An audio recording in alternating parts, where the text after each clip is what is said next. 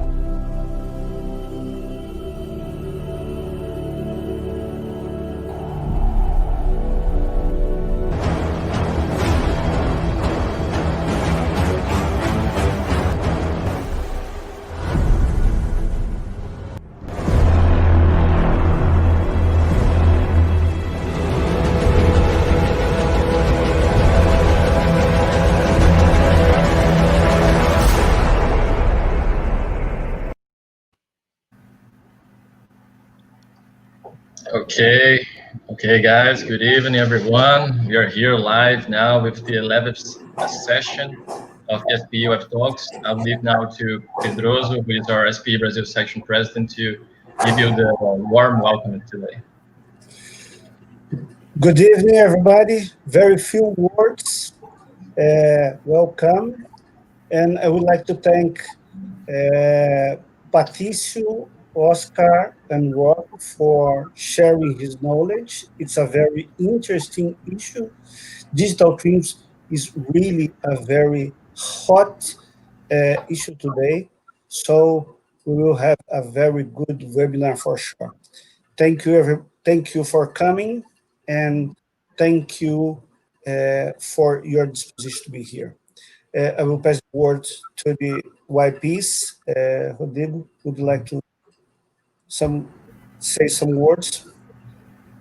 Thank you, Pedroso. I'll pass on to Max, the organizer here of this event. And of course, thank you, Pedroso, and thank you, the lecturers, for being here present all tonight. I'll join you later tonight at the end for some important comments from on behalf of our section. Thank you, Max. Yeah, guys. So as I said before, thank you for your participation here today. And I am the current social media and internet director of the Brazil section. And first of all, I'd like to thank the panelists and Rob and Oscar, and especially the moderator today, Patrício, who took some time off their agenda to be here today. And then especially Rob, who is based in London. It's like 4 hours ahead from us. So it's almost 10 p.m. there. So really, really good to have you here as well, Rob. And guys, today, as Pedroso said before, we have this very hot topic. We are often seeing this topic lately discussed in our industry. And there are some few questions here that I'd like to say to you guys that will probably guide the event today. So question number one, how will the digital technology support companies thrive through difficult times, these challenging times we are currently facing in our industry?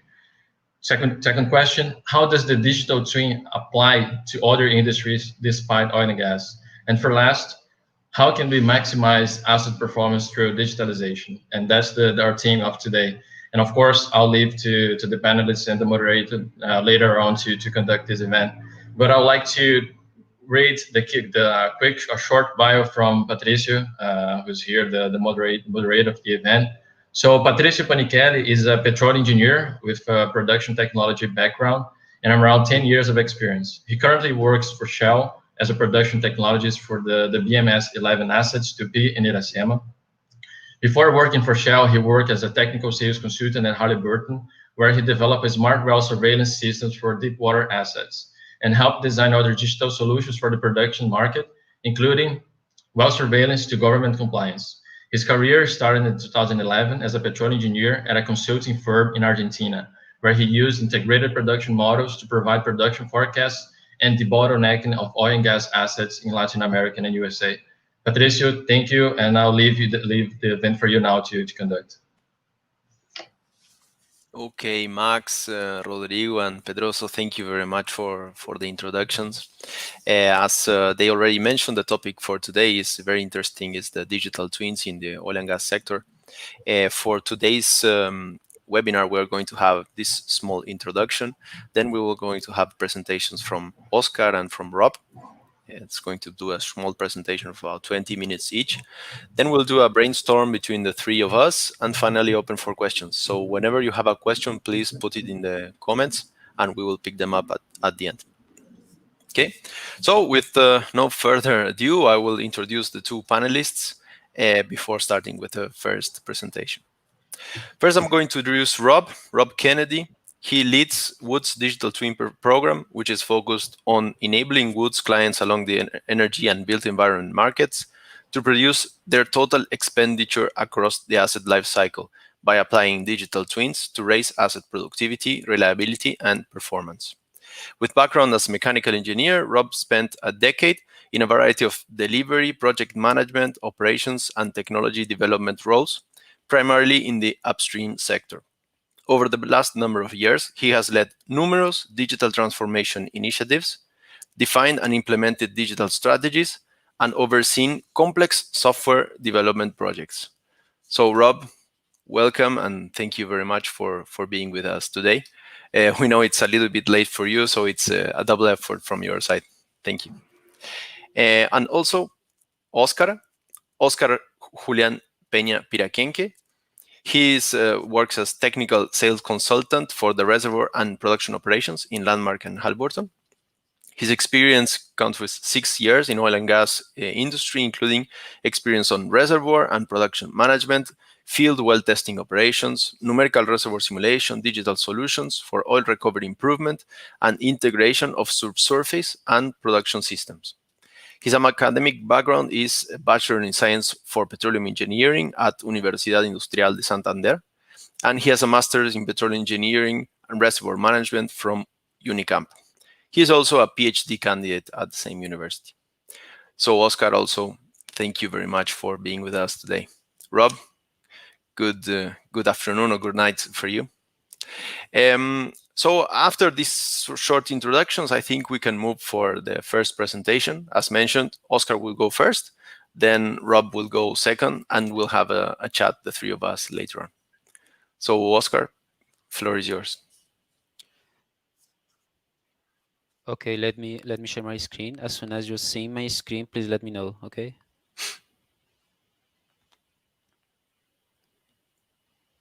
Good, it's coming.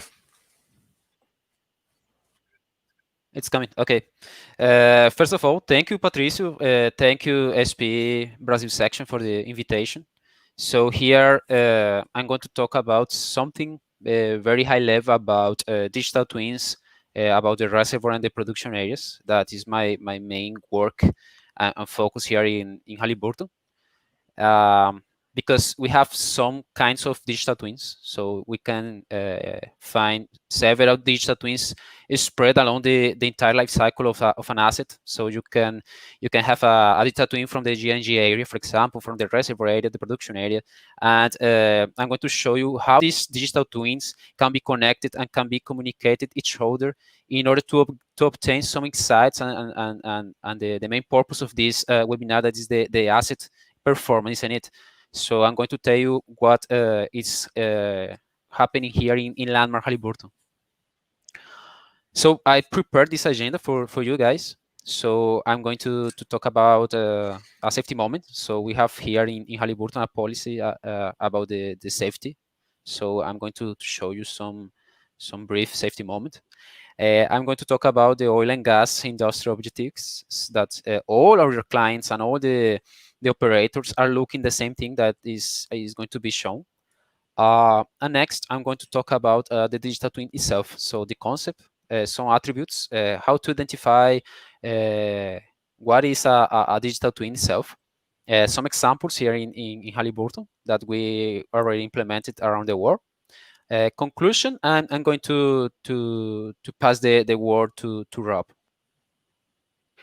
So first of all, because we are talking about a digital transformation area and we are talking about digital twins, it is very important for us to be safe when we are working digitally. So this safety moment is more related to how to protect your information. So please keep your password with yourselves. Don't share your passwords. Don't tell to anybody your password, and try to be careful with the content that you are sharing on the social media. Don't reveal some special information or confidential information of your organization with your friends, or post on the social media, because it's very dangerous. In case of your devices, please have a strong password, have a second step confirmation, and please be aware that all the suspicious emails you are receiving on the work. So if you are suspecting that maybe it's a phishing attack, please report immediately to your organization. Okay, so I'm going to talk about. I want to give this course of the webinar, of my presentation, how are the needs and how is the necessities of the oil and gas industry nowadays, about how to optimize the performance of the assets. So I'm going to show you most of our clients that they are looking for some solution. They always pursuing the same thing. So I try to translate all the necessities that we are hearing actually in the oil and gas business. So we have here one approach that is from the reservoir and field management.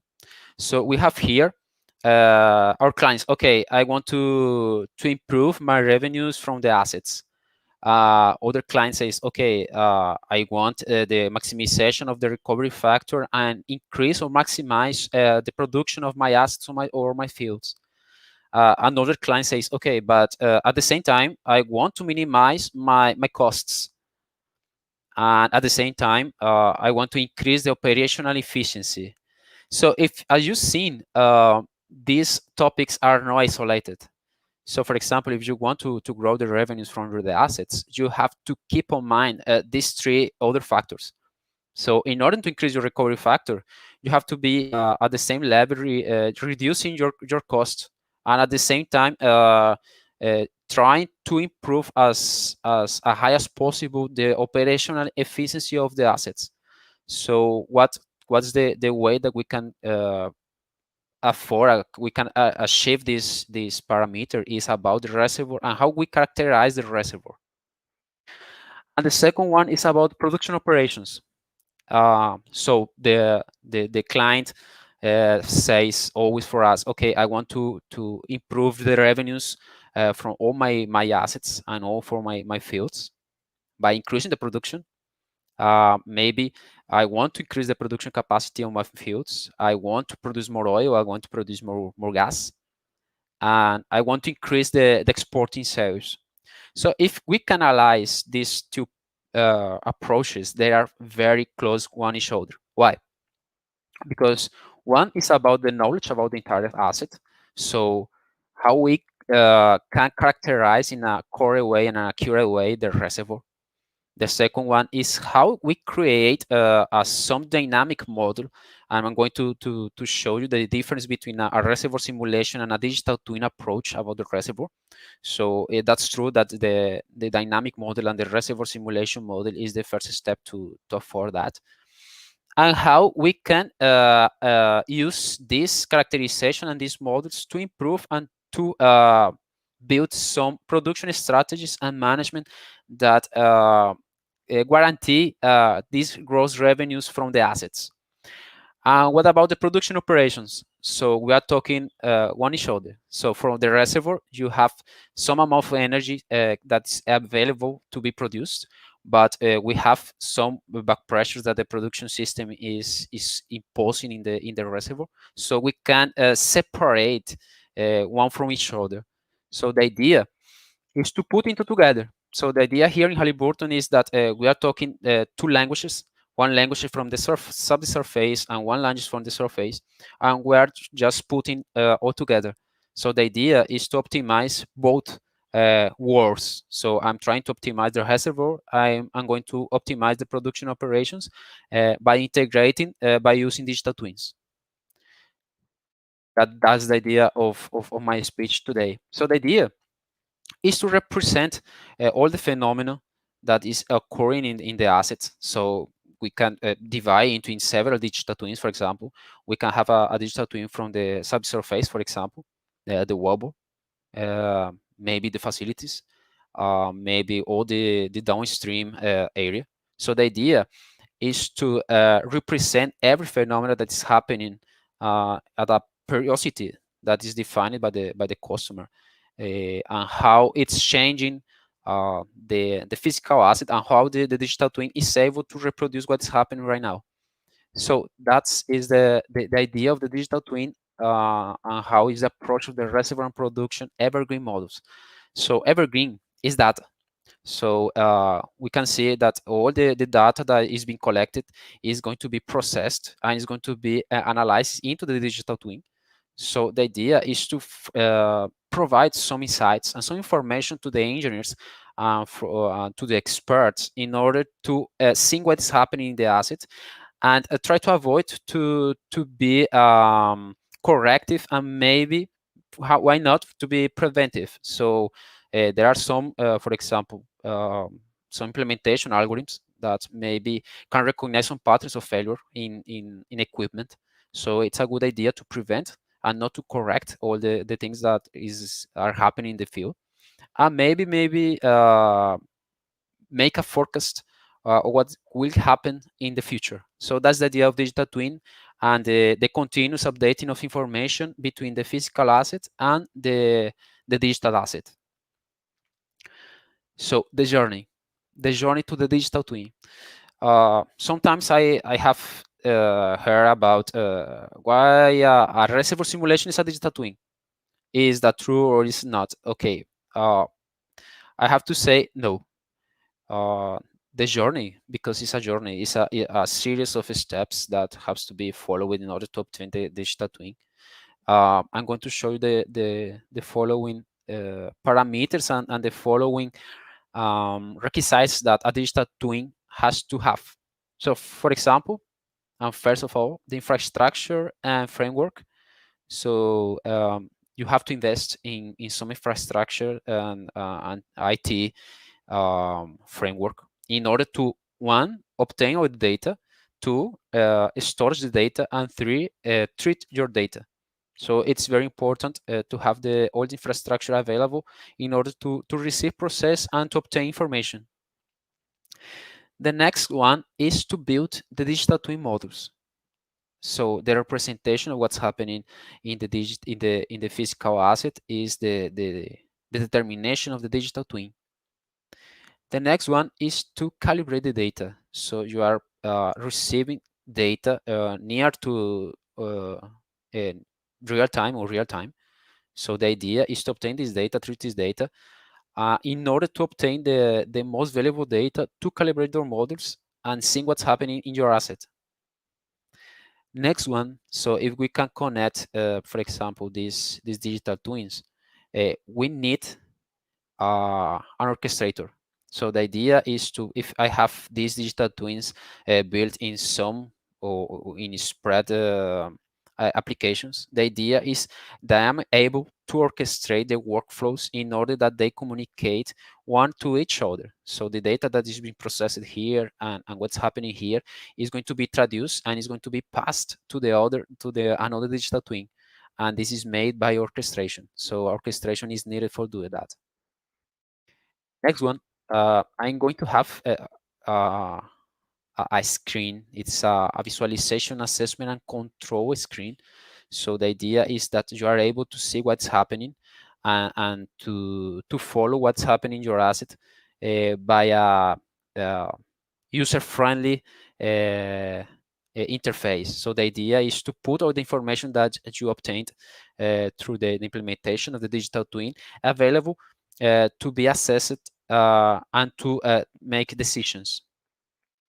And the next step is that the digital twin has to be able to diagnose and to forecast some specific tendency of production of pressure or so on of the asset. So as you've seen, it's a complete journey, and it's not as a result of for example, a simulation. So it's necessary these 6 prerequisites in order to have a digital twin, and the journey is not about 1 week or 2 weeks. It's a term of years. So what's the scope of the Reservoir digital twin? So in all the assets we have data, but the data is not useful if we did not analyze and treat the data. So the idea is to process this data, and it is used to, for example, to build this statistical model. So we have here how we can model the static information. So the output is going to be the resource estimation and the well placement, for example, or the volumetric estimation. Next, we are going to perform a sensitivity analysis in order to see what are the key parameters that are affecting all the variables that we are considering. That the main parameter is the volume, and avoid to force the brute history matching about the static model and the calibration with the dynamic data. Next, to perform the assisted history matching. So the idea is to put all this data that is being collected into the same model in order that you are calibrating the data. By this way, you are going to have a good estimation of the future of the asset. And the final purpose of the Reservoir digital twin is to obtain the field development optimization. So the idea is to obtain the optimal parameters, or the optimal strategies that are going to improve and to maximize the reservoir performance. And what about the production area? So we have here again the data. We can, for example, model the wellbore.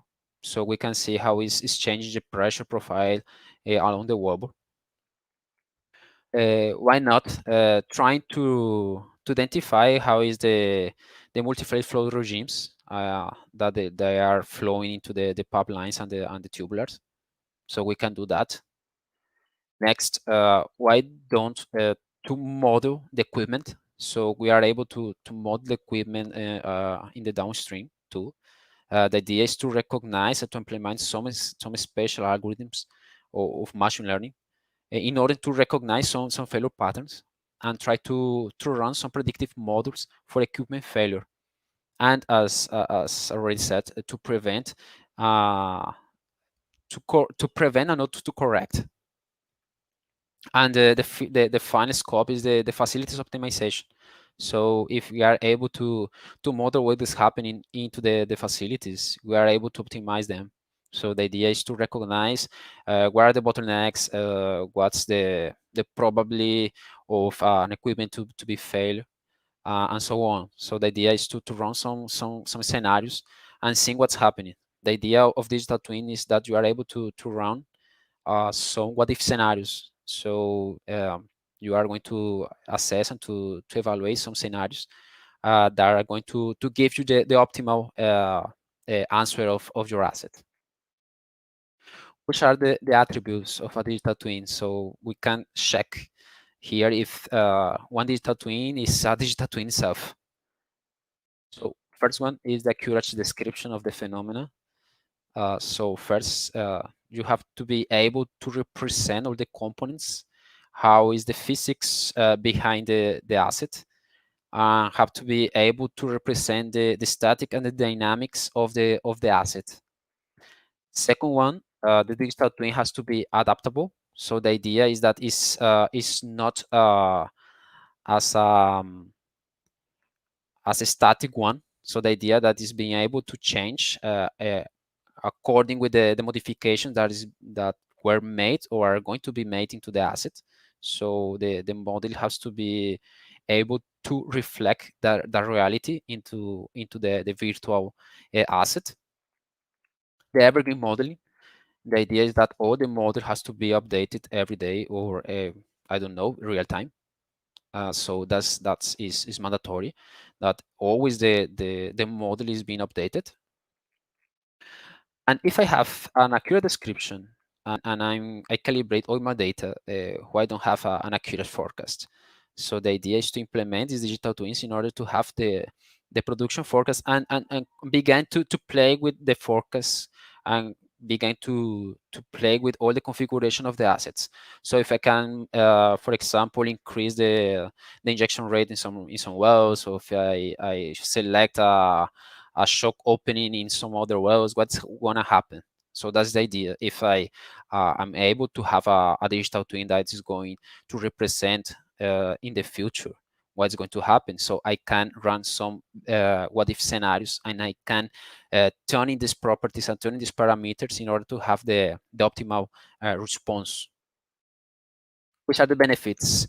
So I think that the idea here is to show you how the digital twin, because it is not an easy concept to assimilate, and I think that because our culture, I don't know if Rob is going to talk about the culture too, but here the oil and gas industry is very closed. So the idea is to change the mind of the people that's involved, and the idea is to show you why to invest in digital twins. So what's the benefits I'm going to have if I invest in digital twins? So first, you are going to decrease your uncertainty.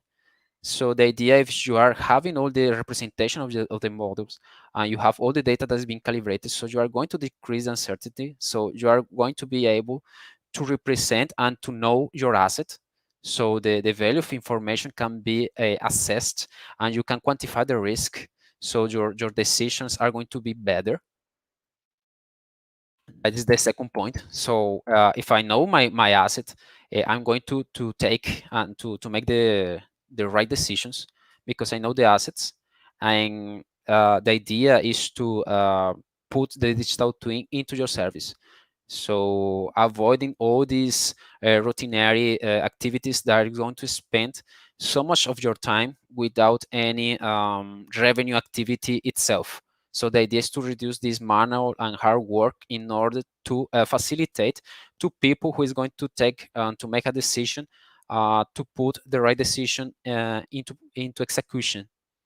Continuous updating and monitoring. So you are gathering the data, and you are going to be able to calibrate the model to see what's happening in your asset every time, every day, 24/7. If you know your asset and you decrease the risk, you can identify a development new opportunities. So maybe one area that is not be properly swept by the injection, maybe, or if you recognize some bottleneck in the production system, you can modify, I don't know, maybe the diameter of the tubing, or maybe the routing of the wells, or maybe I don't know, decide to put into a manifold. So it's a good idea to see which are the development of new opportunities. The integration of disciplines.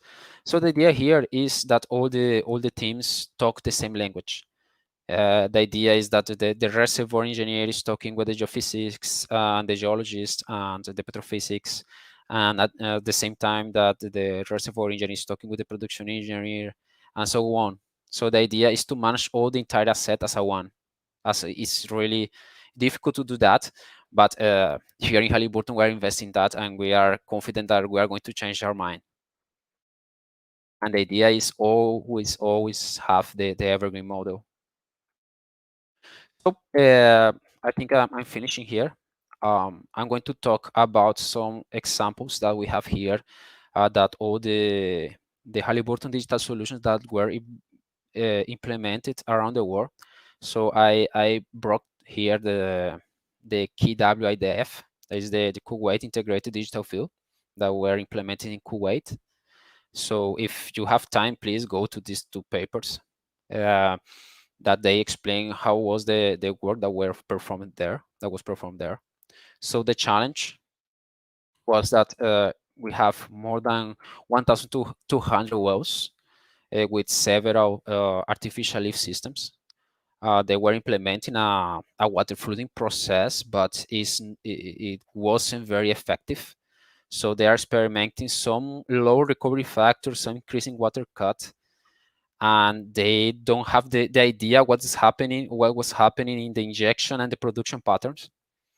So they were at the maximum capacity of the processing facilities. So the idea is, okay, what's happening with the injection process? Because I am injecting some quantity of water, but I'm producing almost the same quantity of water. So I have to be aware of what's happening in the field.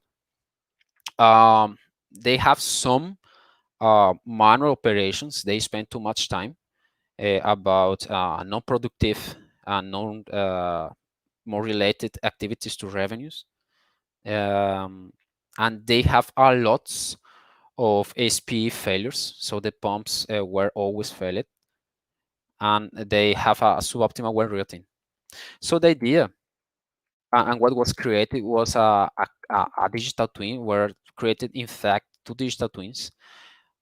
First one of the reservoir. So they were created about, if you go to this paper, 9 to 12 workflows that there are focusing on the teams. So for example, there was one specific for the production engineer, for example, the responsible for the SPE pumps parameters. So they were able to identify what are the optimal parameters. So this is the suggestions that our digital twins suggest to the engineers. So all the optimal configurations that the bob can have, you are able to identify and to select what is the parameter that is going to increase the production. You can follow what are the modifications implemented into the well, and you can monitor all the parameters of that pump, or if you want the production too. There were other workflows dedicated more to the reservoir area. So the reservoir area were able to identify what's happening when they were testing the wells. So all the information was in the same place at the same time. So and they were created as center. If you have the opportunity to take a look on the paper, it's a huge center about integration. So you can see all the disciplines talking the same language, and you can see how the collaboration between the teams. So they are pursuing the same thing. So the reservoir engineering want the maximization of the recovery factor, but the production engineering wants the most value of per barrel. So the idea is putting all these people together and talking the same language in the same environment. As a conclusion, as we saw here, a reservoir simulation or production facility simulation, or integrated, or explicit, a coupling, I don't know, is not a digital twin itself. So there are some specific attributes and information that a digital twin must provide to catalog a digital twin as that. Which are these qualifying features? So first, the continuous updating and calibration. Second one, the representativeness of phenomena and components. Third, accurate forecast. And fourth, digital twin has to be able to suggest the parameters and all the modifications you have to commit in order to improve I don't know, the recovery factor, the production, to increase the runtime in your pumps, and to increase the half-time of your equipment. We're seeing here the journey to the digital twin demands an integration platform. So the idea is to integrate some different data source. For doing that, we need some kind of orchestration and some kind of infrastructure. So the idea is to put all these workflows and all these applications and all the data that is being collected into your service. So the idea is to connect all this data in a harmonious way, and try to put into calibration in order to have a good estimation of the future. But as you see here, it's a process that requires time. And digital twin is a powerful concept. Maybe digital twin in the 20s the 2000. It was a very powerful concept, but nobody understands as the complexity of the worth. So it's a powerful concept that could leverage the achievement for all the requirements that the oil and gas industry objectives needs. So, for example, the recovery factor maximization of production. So the implementation of this strategy must leverage the achievement of those objectives. And my final message is here. The idea is to taking advantage of the most valuable asset of a company that is not the oil, is the data. So thank you, and that was my speech. Great, Oscar. Thank you for the presentation. Thank you for the talk. We saw all the journey to build a digital twin in a company, and you also give a very detailed description of the different parts to build a digital twin for reservoir and production. I'm sure Rob will talk also on other parts of the chain of value of the oil and gas, but it was great to get the full blueprint of how to build a digital twin for production and reservoir. Very good. Okay, I think we can step on to the next part of the presentation, which would be Rob Kennedy from Wood. Rob is joining us from Ireland. He's connecting from Europe, so he will give his presentation regarding what Wood is doing in this area. Yeah, thanks, Patricio, and thanks, Oscar. That was a really interesting presentation. I don't know much about subsurface, but it's interesting to see that you guys in subsurface think about digital twins in a very similar way as we would maybe address it for the surface facility. So that's really interesting, and I'm sure we'll get to speak about that a little bit later on. So it's a great pleasure to have been invited to speak to you all this evening, and I look forward to telling you a little bit about how we think about digital twins at Wood.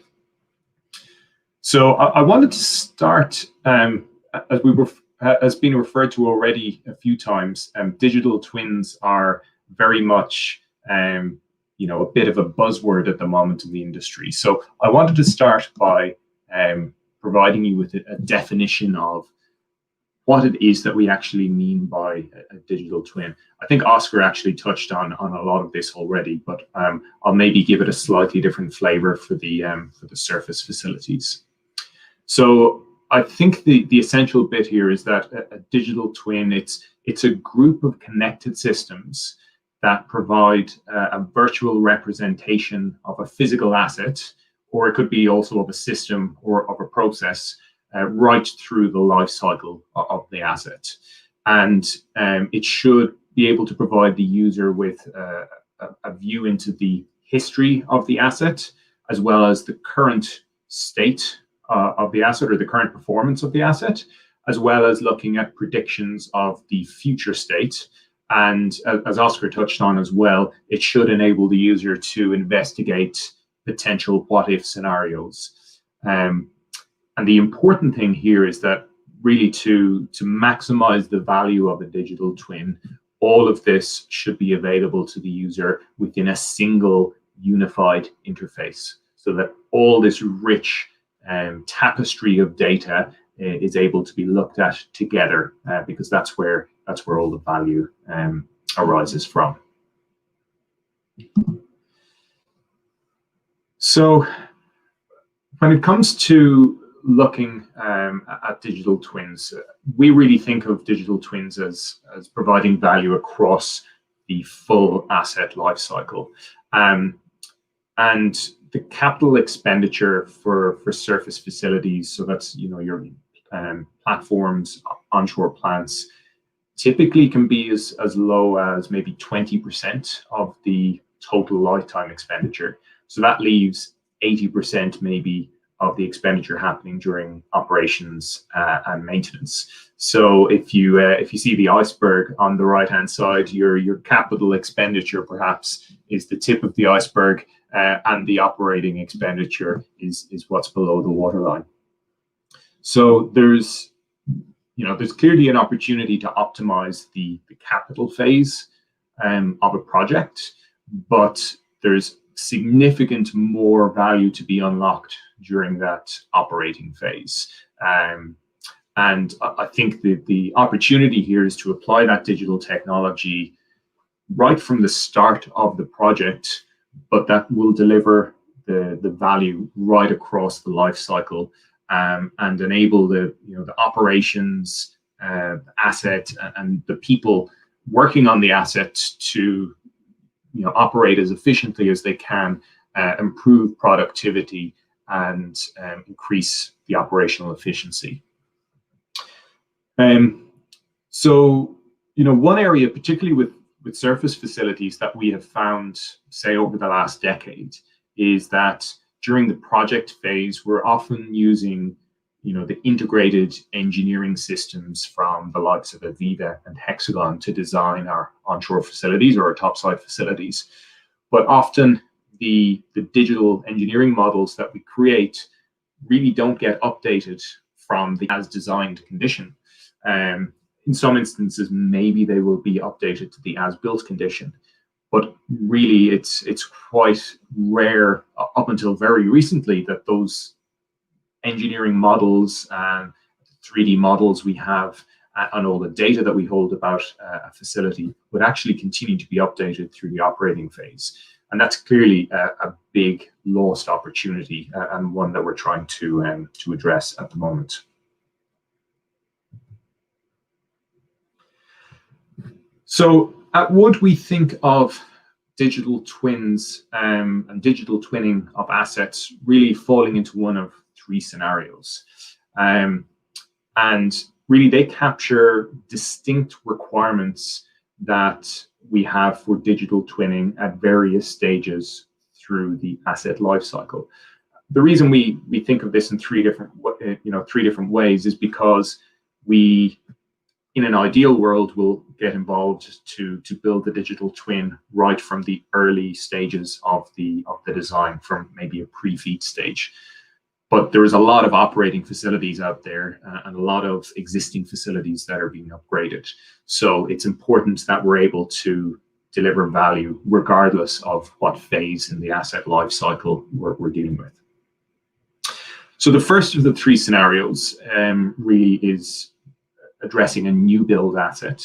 And the focus here is really on efficient and low risk design and construction activities, as well as starting to gather and manage all the asset information that we will need through the life of the asset, and then effectively handing over all that information to the operations team to enable then the efficiencies to be realized during operations.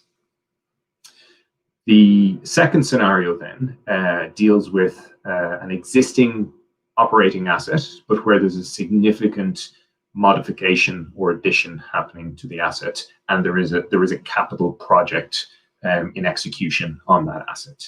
So it's quite similar to scenario one, I guess, where we're really focused on efficient execution and being able to hand over the project to the operations team efficiently. But there's the added dimension here of needing to potentially digitize the existing asset and the information that we hold about that asset.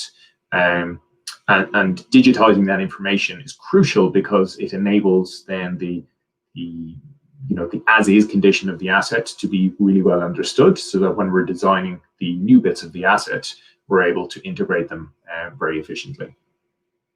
Our last point on scenario two is if a big capital upgrade is being performed, say in an onshore facility, or for instance a refinery and downstream, it's often a very good opportunity to add new sensors and IoT devices to the asset to be able to gather more data about the performance and the operation of the asset. And then finally, the scenario 3 really deals with an existing operating asset where there's maybe a much more focus on optimizing an existing operation rather than it being a modification as we would have in scenario 2. And for scenario 3, the focus here is on integrating and contextualizing, bringing together all the data that we already have about an operating asset, but that's maybe stuck in lots of disparate systems, and then enable us to generate value by optimizing the operation of the asset. So next I wanted to speak about the approach that we take for each of those scenarios in actually achieving our full asset lifecycle digital twin. And like everything, it's important to start with a very solid strategy. So the strategy really can come from, I guess, 2 places, each valuable and each contributing a slightly different aspect of the strategy. So the first is a little bit more of a systematic review of whatever the corporate digital strategy is, and then feeding that into the specific objectives that are held around a given asset. And particularly if it's an operating asset, but also if it's an asset in the design phase, establishing baselines for the performance, the reliability, the uptime, perhaps the human performance of operators working on that asset, and then setting targets that the digital twin will try to meet in terms of making some of those aspects more efficient. The other very important part of the digital strategy is really a little bit more of a I guess a brainstorming and solutioning type approach, where we would work with customers to identify potential risks or opportunities on a given asset or a given project, and come up with potential solutions for those challenges, and then prioritize those. So together, both of those branches will feed into our digital strategy. Of course, we're barely started the work, because we still need to get from the digital strategy to the digital twin, and the route between the two is not necessarily straightforward. So for the first scenario, so this is for a new build project. As I maybe alluded to before, we really want to get started on the digital twinning early in the project phase, ideally at the pre-feed stage. And the very first step that we would like to do here is to map out the information strategy for the asset. And we look at the information in what we term a right to left approach. So we start off thinking about the information in the operations phase, think about the information that we need to collect from the asset during the operations phase itself, and then also the information that we would require both from the design and the construction phase that would be used in operations. Similarly, we would then look at the construction phase and see what information we need to collect during the construction phase, and what information from design is important to have in construction.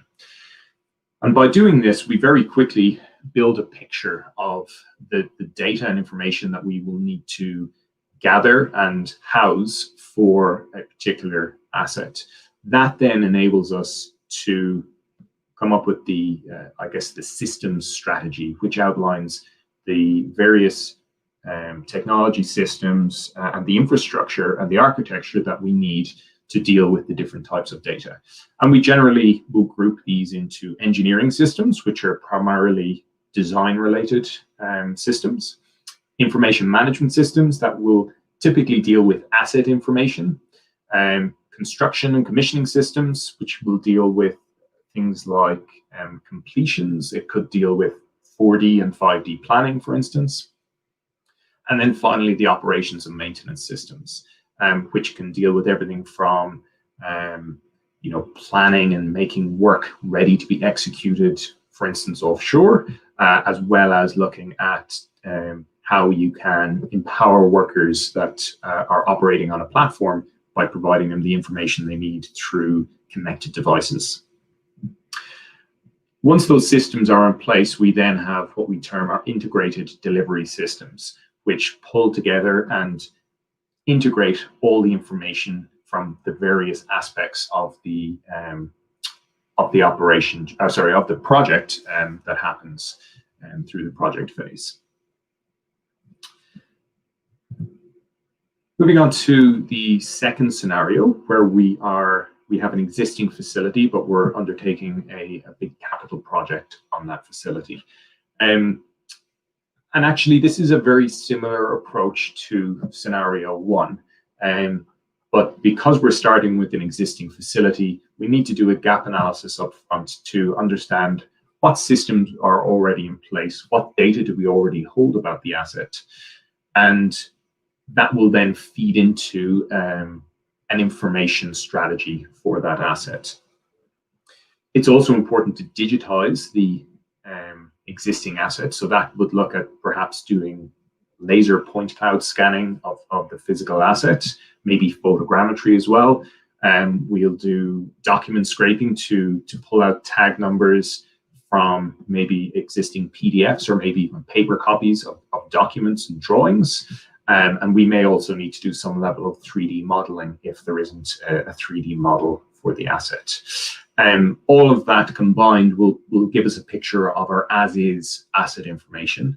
And once we have the as-is information and we understand the existing systems in place, really the rest of the approach for scenario two is very like scenario one that we've just covered before.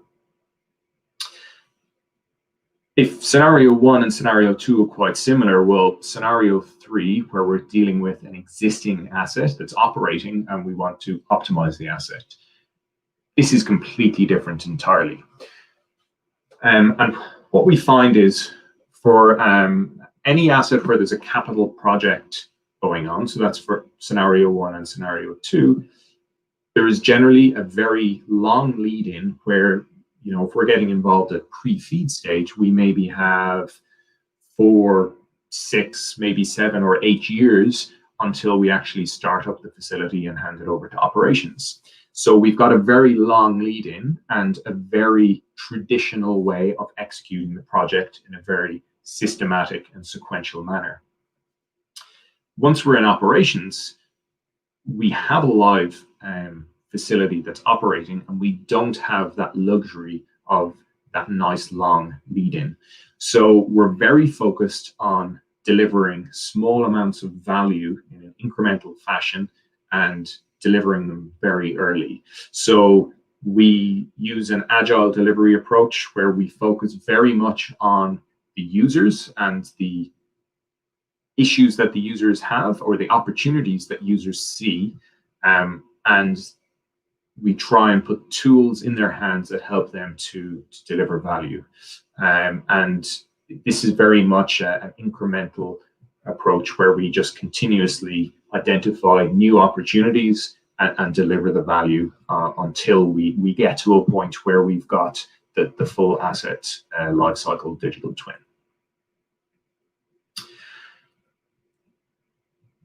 Okay, so I wanted to speak a little bit more about the implementation itself. And really there's 4 main areas here that I think are really important. The first around the delivery itself, and I think there's 3 pillars here that are essential to a successful digital twin implementation.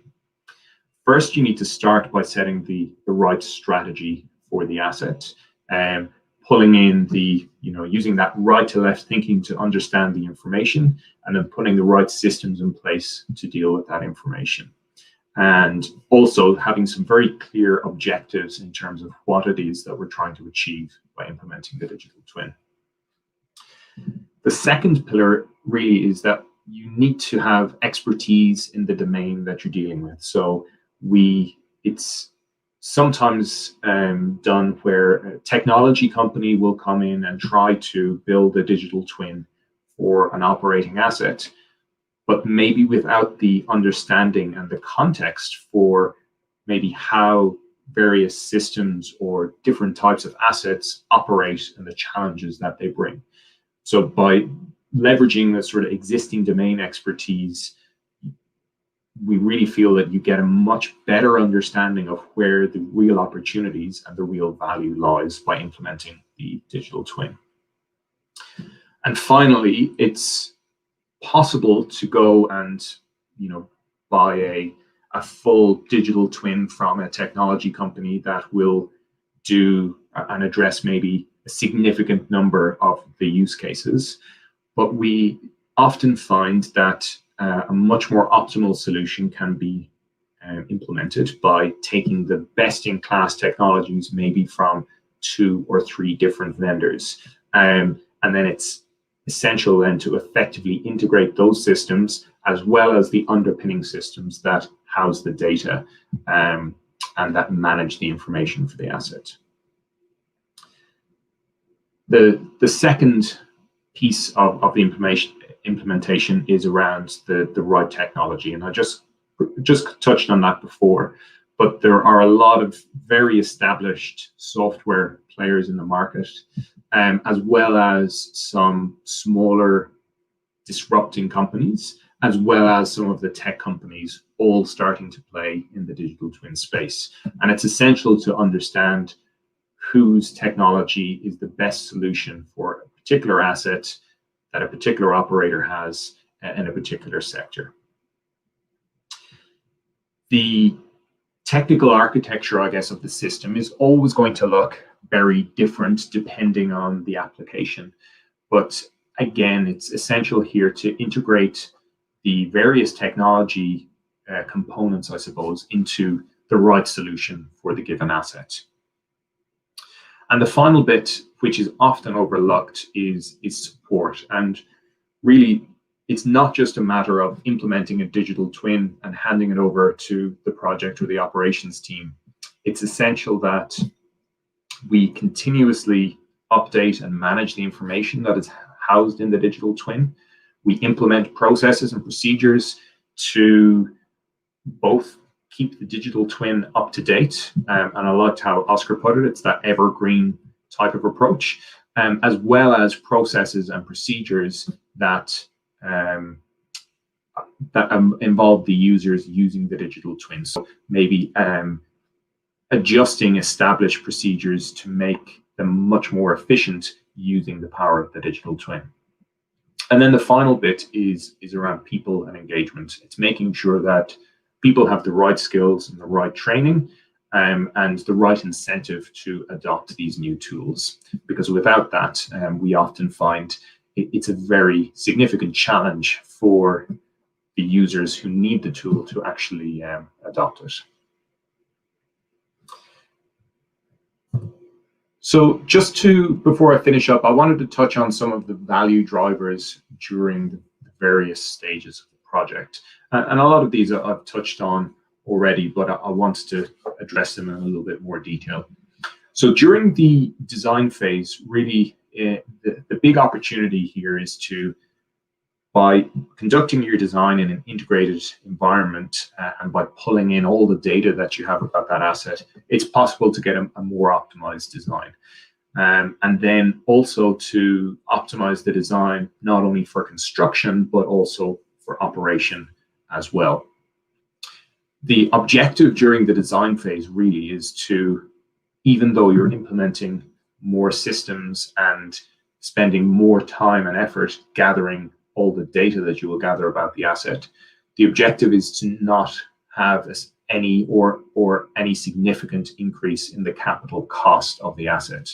And the objective really should be for a large facility to keep the digital twin cost to be roughly a net zero compared with the savings that are generated during the design phase.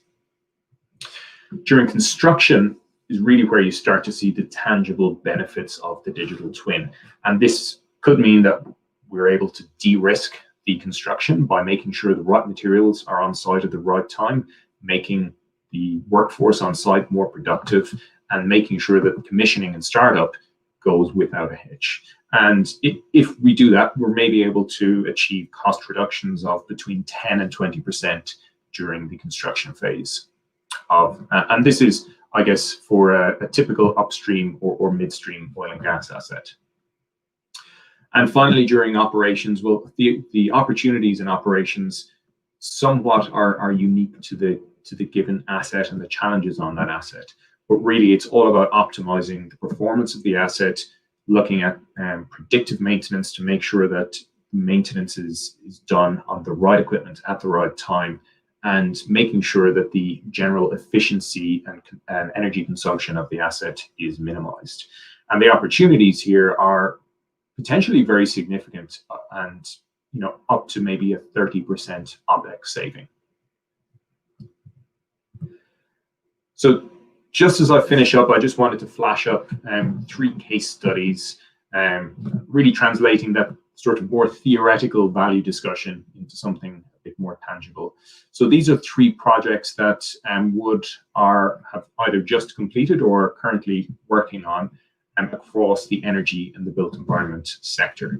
So the first example is a new build chemicals facility in Europe, where Wood was engaged as the digital partner that basically defined and implemented the digital strategy right through the project phase. And this project is ongoing at the moment.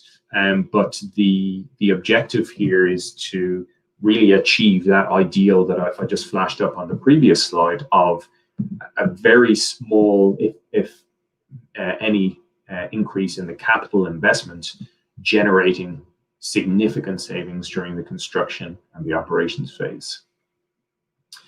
The second example is a big energy complex in the Middle East, and this was an upgrade to an existing facility. And here, the bits I wanted to focus on here was the significant digitization effort that was required, where 24 terabytes of laser point cloud scans were conducted on the existing 28 facilities making up this complex, to basically get a very accurate picture of the as-is condition of the asset. And we also applied artificial intelligence to digitize existing documents, and to not only digitize them, but to extract tag information and then contextualize those documents so that it was possible to cross-link them with other information. And the use of AI in this regard saved over 11,000 man-hours on this project. And then having this accurate picture of the as-is asset status, as well as the asset information, meant that it was possible to significantly reduce the requirement to go to site to do surveys, because you had an accurate picture of the 3D layout of the asset, and also significantly reduced rework for engineering as the design matured. And then the last example I wanted to share was of an operating asset, and this is a series of offshore platforms in the North Sea. And here we're really focused on reducing the number of personnel that are required to be offshore. So this is using the digital asset to enable people, whether they're at their desks in the office or at their desks at home, or maybe even on their phones, to be able to look at the 3D picture of the asset, using 3D models and point clouds, and pull up all the related data about that asset, to avoid people having to go offshore to plan work. And in addition to that, then, is trying to move a lot of the desk work and supporting work that's normally conducted offshore, and those are things like permits to work, maybe undertaking risk assessments, putting isolation plans in place for a given piece of work, and try and move a lot of those activities back onshore. So we're maximizing the efficiency of and the productivity, I guess, of the folks offshore. So it's forecast that will save over $20 million just in operating and maintenance costs over a 3-year period here, and also increase the productive time for offshore personnel, or the wrench time, as we like to call it, by over 2 hours a day. So that brings me to the end of the case studies and to the end of my presentation. I hope that gave you a little bit more of a flavor of how we think about digital twins through the life cycle, and really looking forward to the discussion and to your questions. So thank you very much for your attention. Okay, thank you very much, Robert. It was a fantastic presentation. I really like the way you split the different approaches into 3 different categories depending on the maturity of the asset. It's very, very interesting. Why in 1 and 2 you have a lot of time, in 3 you already start with a car that's already running and you need to retrofit the digital into that. That's fantastic. And also highlighted support as one of the key aspects of any digital initiative, support after the digital initiative has already been implemented.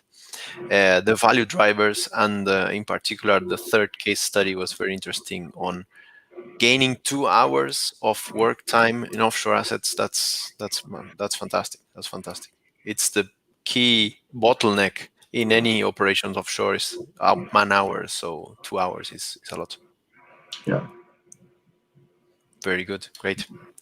So I have a few questions to spark discussion right now between us 3 right now. And as I mentioned before, if you have of the audience any questions for the 2 presenters today, please write them in the comments. We will have a review at the end. Great. So to start the discussion, especially talking about the value, we talked about value and the value drivers in Rob's presentation, and Oscar also touched on that. On your experience, how would you measure the value, and how would you strengthen the recommendation for operators to keep track of the value of digital twins in their assets? Do you follow any special rule, or do you establish KPIs in beforehand?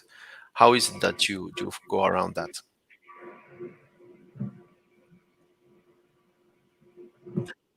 Okay.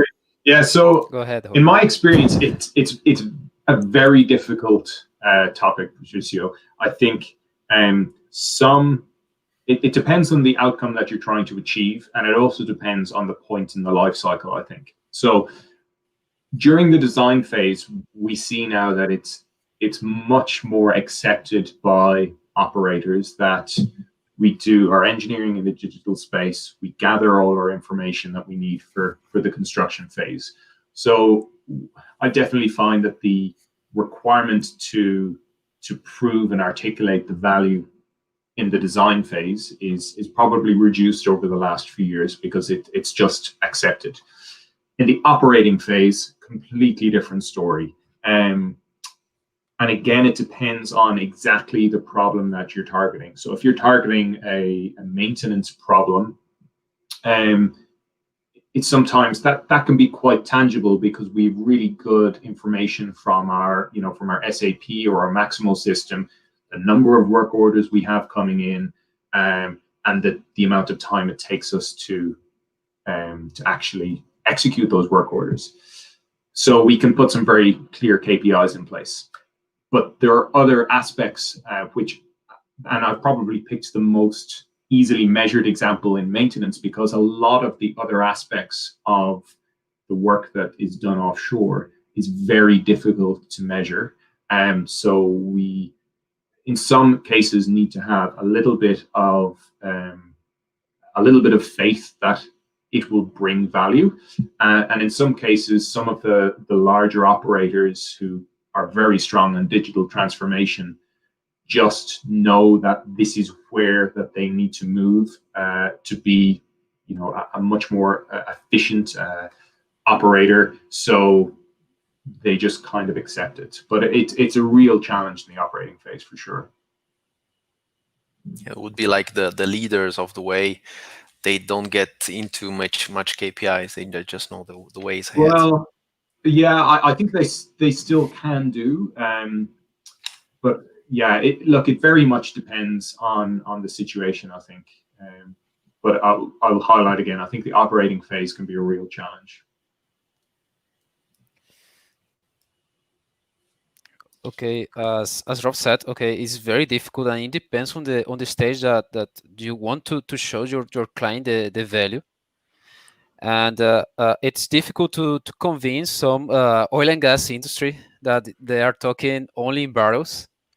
So every implementation is going to be reducing how much barrels I'm going to increase, or how much money I'm going to reduce. So I just brought an example of why not talking about the time and how no talk about the spend time in some tasks that they don't bring some value to the asset. So I think that when we're talking about the time, and in our industry, time is not gold, it's oil.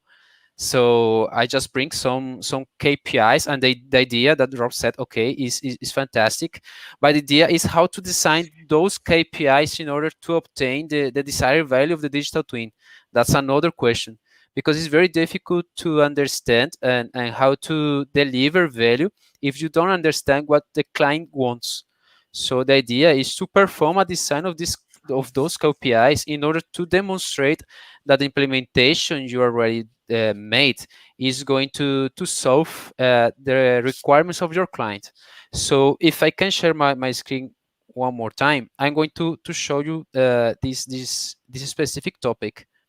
So let me show very quickly. I don't know if you are seeing my screen. Yep. So how to measure value of digital twin implementations. So I'm going to talk about this Kuwait implementation. So we have here the distribution of spent time for a production engineer. This is before the implementation of the solution that I already showed to you. So if we see here, 41% of all the time is related to collecting data. So, the other 27% is about filtering data and treating the data. 14% about updating model. If we see what's the distribution of the effective added value activities, that is the analysis of results and collaboration, is only 4%. So the idea is to reduce all this time that is routinary and it's hard work to do, in order to improve these other scenarios and these other high value added activities, in order to increase the productivity, not only for the team, but also for the entire asset. After the implementation, we see that all the screen just changed. So for example, we are talking about here before the implementation, a production engineer and an expert production engineer spent about 7.3 hours per well.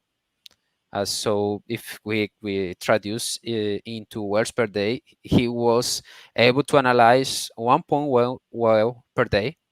And after the implementation, we can see that all these low value added, that was about 7 hours of the time. So if we consider a day of work, they spent lots of time, of the valuable time, just collecting data and treating data.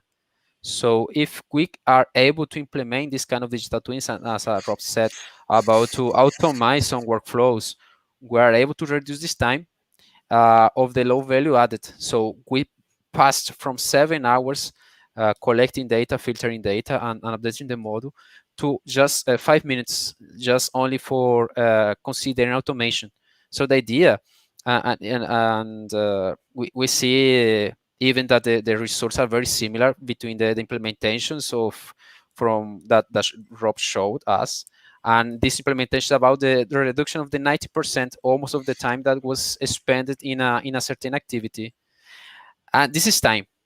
But I'd like to show you what's about in terms of oil.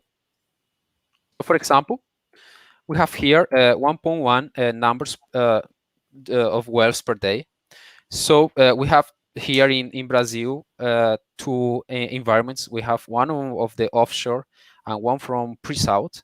So if we consider the production, if we consider just one well, we are going to or to spend or to lose or to gain 2,500 barrels in the offshore environment. If we traduce 1 day of analysis in the pre-salt environment, we are talking about 25,000 barrels per day. So the idea, and if we traduce in terms of money, if we put this calculation about the 44 US dollars per barrel, we're going to reduce or to spend or to lose or to gain about $0.10 million. After implementation, we can or reduce or to gain 0.48.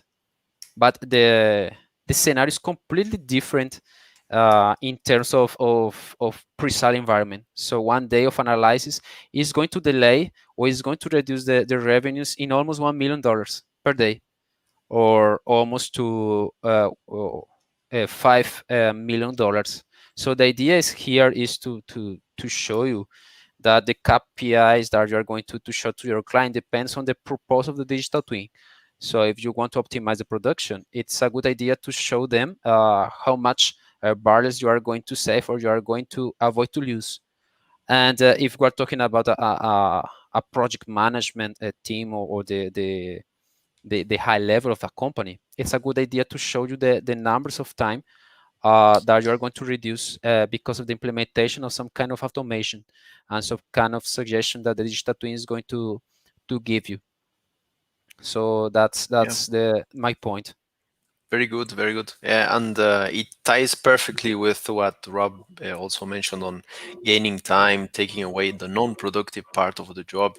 For example, expediting work permit orders and so on, that offshore takes so much time. So that's a perfect point to connect time to money. Very good. Talking about, you also mentioned about the culture. I think Oscar, you talked about the mindset and the culture of the companies, and Rob, you also touched point about collaboration workshops. When it turns on to implementing a digital twin in a company, and usually it's going to be in already producing asset.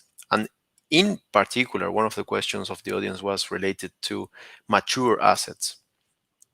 How would you approach the company? How would you approach the team of reservoir engineers, production engineers, facilities engineers, operation people to gain their trust in the digital side, to gain the trust in the digital twin? What would be your main steps, your key stakeholders in this area? Go ahead. Oscar, you go ahead. Go ahead, Oscar. Yeah. Okay, it's a hard topic here because we're talking about mature fields, and here in Brazil we have some investors that they don't have too much money to invest in digital twins. So my approach is first showing them the potential of their assets. So it's going to show them how much money you are going to spend or you are able to spend in some kind of process and operation that are going to lose money. The second one is how much the digital twin is going to affect not only in terms of time as in terms of money. So the idea is to show them a overview of what they are going to spend versus the money they are going to avoid or going to save. So that's the idea. And as Rob said in the presentation, it's all about first one the start points about digitalization. So the idea is to show them that all the data is available for them. So they collect lots of data and they don't use the data to transform it into information. So the idea here is to show them how this data and how is the value of the information. So we're talking about millions of dollars that they are lost because of they don't have the plenty of information or available data at the same time in the right moment. So the first approach is an overview. Second, to show them benefit versus costs. And the third one is to show you how to improve and how to optimize their assets by the implementation of a digital strategy.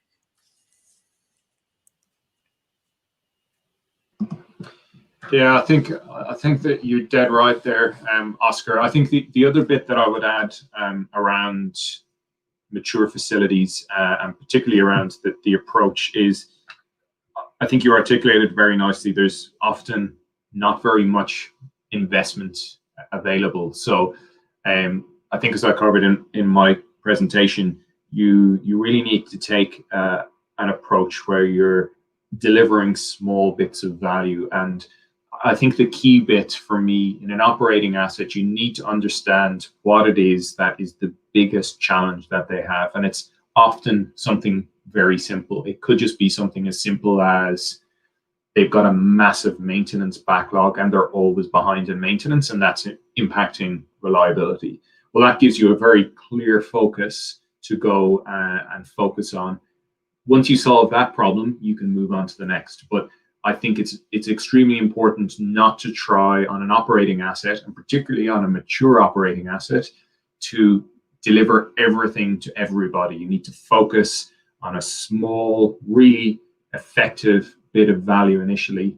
And once you have that done, the savings that generates for the operation should then fund the next phase and the next phase and the next phase.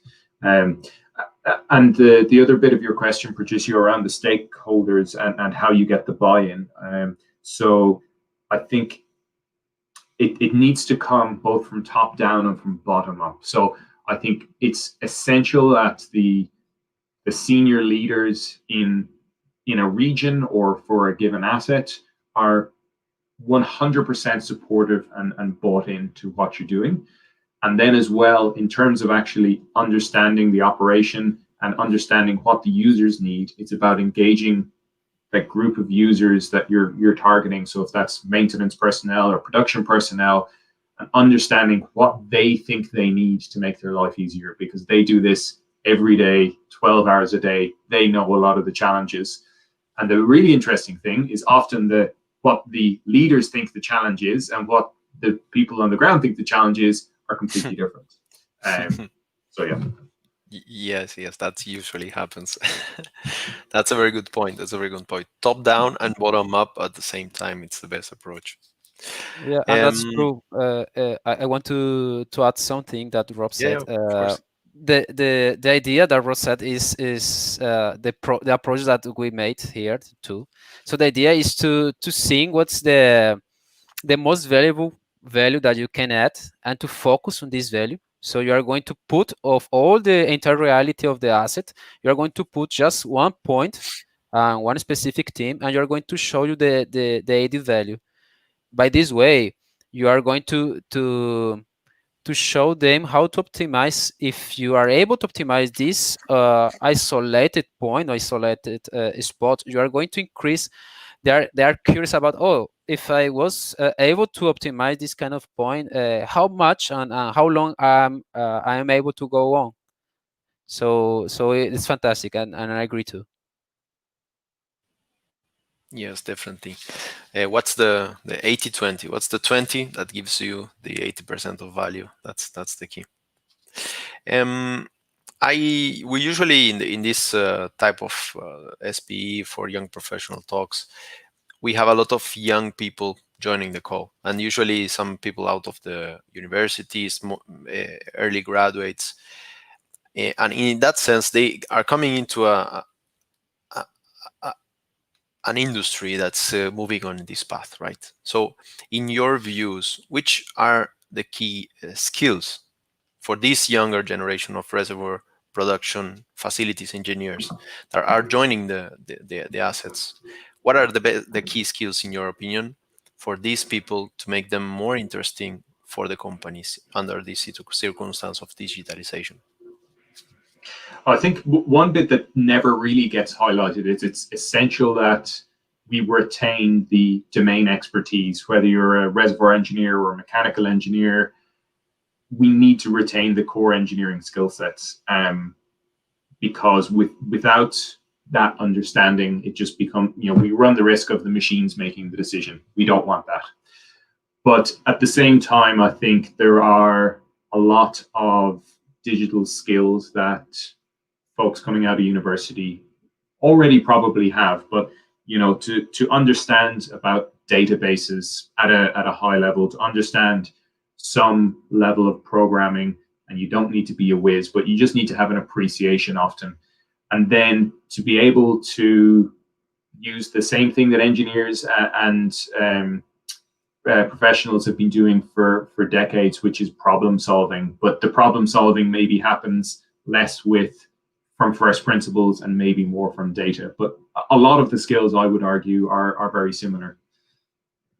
Oscar, how do you think about it from the subsurface? Okay, the screen does not change a lot of the subsurface of the upstream.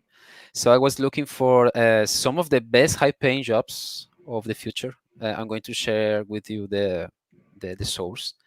So if we consider the 30 places of the entire paying jobs, high-paying jobs, and I'm talking about high-paying jobs because not only in terms of money, but in terms of how many vacancies are going to be available from 2020 to 2030. If we can see from the 30 positions, I can see 1, 2, 3, 4, 5, 6, 7 positions related to software developers, to information security analysis, computer system analysis, and so on, project management specialists. So the idea it is not my opinion, is more focused on the data. We are evolving into a digital war. So the idea is that the professionals be prepared for that. So the idea is to obtain the most of skills about programming, about how to manage information, about how to treat the information to obtain, not to treat the data, to obtain information. So the idea is to be prepared of the digitalized war. What is the difference between the old war and the current war? The amount of information that we are storing in our database, and the way that we treat that data. So we're talking about terabytes of information, for example, for seismic information that's have to be treated, and how you are prepared to process this data. So spreadsheet or Excel, and so utility tools that we use nowadays are not prepared and they don't have the capacity to store and to treat this data. So the idea is to go to the digitalized area and go ahead to the computing science and the data science. So it's mandatory for the oil and gas professionals. And one other point I'd just like to make really quickly on this, an area that is a significant challenge is the people that are able to speak about the technical domain and the more technology domain at the same time. And those people who are able to understand enough of both to be able to be that interface between the technology folks and the engineering folks. And that's a very rare skill set. So if you have the ability to build your more technology skills on the back of a solid engineering basis, I think you're very much going to have an in-demand skill set for a long period to come. Yeah, that's a very good insight. Being the connection, the translator between the two, the domain expertise, that would be either facilities, reservoir, whatever, and the data skills, as Oscar mentioned. Very good. One question from the audience that put in the comments is related to digital projects related to supporting decommissioning. projects. In Brazil, different regions are going through different types of the life cycle. We see pre-salt growing and with new units coming online every day. And we also see other basins with more mature projects in the decom phase. How do you see digital or digital twins applied for the decom stage of the life cycle? So I can jump in on this one. So I think the one really obvious one that comes to mind around decommissioning is you need to know the current layout of your asset. You need to be able to do a lot of surveying to plan how you're going to decommission it. So having an accurate 3D model of your asset is one very obvious thing that can make all your engineering around your decommissioning a lot more straightforward, I would say. And I think that's one very good driver for a late life asset that's maybe got a few years before it's shut in and decommissioned to actually start on the digitalization journey. It doesn't necessarily have to be much around optimizing, but it's just getting an accurate picture of what's there. Definitely. That would link with the risks of decommissioning, knowing that the design there is not the same as the as is. And that would be, definitely. Yeah, so as Rob said, we have here as a digital twin a big inventory of everything. So if we have this wide screen of what's happening in the asset, you are going to be able not only to see what's happening with the phenomenon of the physical phenomenon in your assets, but also you can map the person, the people, and all the material you have there. So if you are able to track every change in your asset, it's going to be easier to track all the modifications you made and to reduce the risk. So if you know as a wide screen view of the asset, all the people involved, all the materials that they are coming or they are going out from the platform or from the ship, we are going to be able to reduce the risk. So a digital twin from the commissioning is going to be a great question and good implementation. Nowadays, we are planning some kind of solutions in order to see the material that is being placed on board and the material and the course of the material. So we can map that, and we can map the people who is entering to the platform and is on board, and the capacitation that they have, and according with the job they are planning to do. So those initial strategies are going to be very essential in order to reduce all the risks and all the damage that is going to be present at the time of onboarding, and why not the decommissioning phase.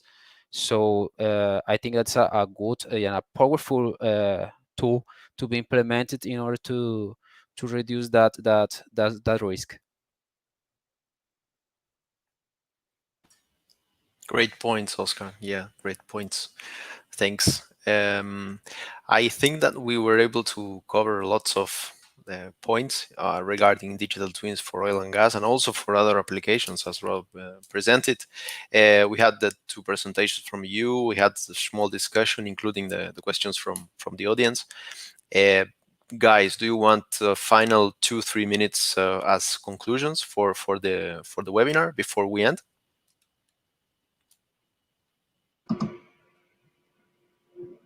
Yeah, sounds good. Great then.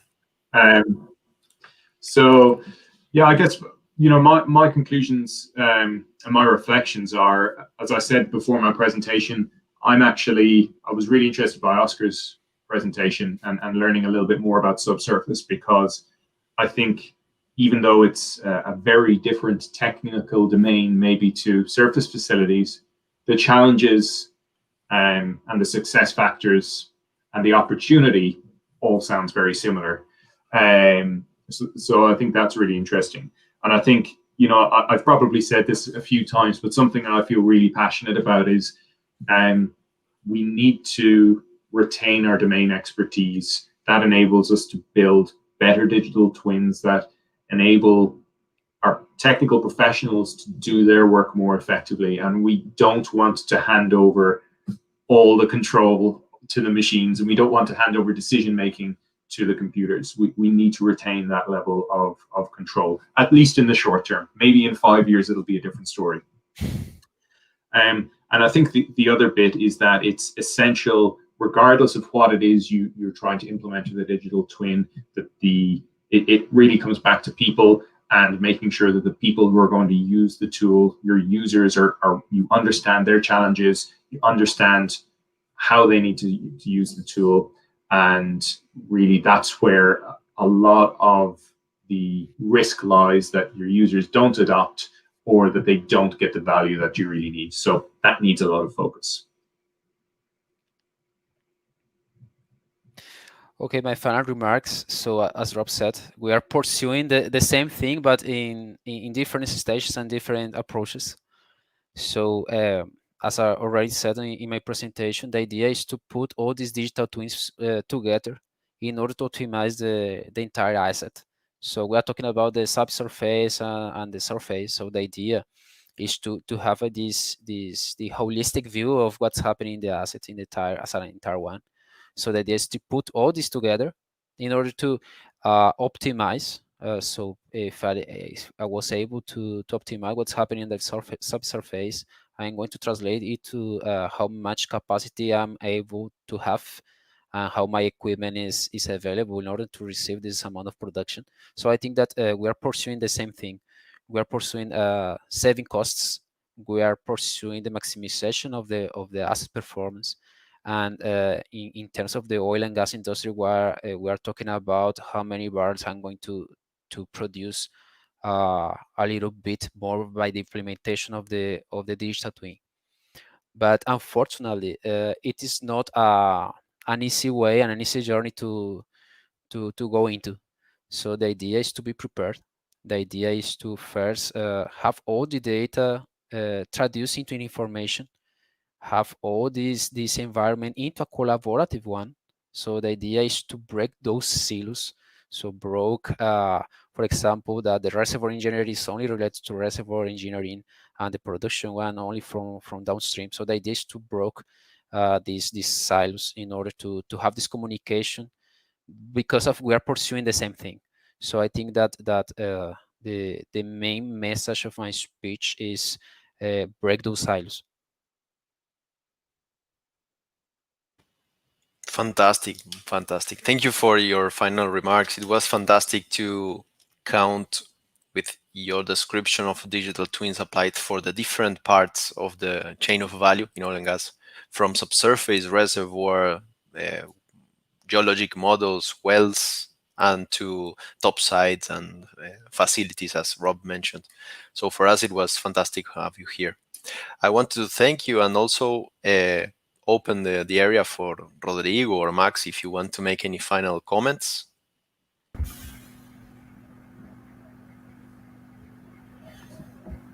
Thank you, Pato. Go ahead, Rodrigo, yeah. Thank you, Pato, for the great moderation, and it's always great seeing you. And of course, to Oscar and Rob for the really amazing presentations, and Max for setting it up. It's it's one of the main drivers with this transformation and digitalization that we really gotta follow, and I think it doesn't get as much conversation in the live scenario as it should. So we're extremely happy and delighted that we had you guys today with this topic. And thank you, everyone. Remind everyone that who's not yet a member of SPE to join. It's most cases it's free. If you're looking for a job or you're a student, regardless if it's PhD, undergrad, graduate, there's no cost. If you're a professional and it's your first year as a professional, there's also no cost. And for the other members, it's either $10 or $20. So it's really low compared to what you get in terms of information, knowledge advantage, networking, and access to all that SPE brings.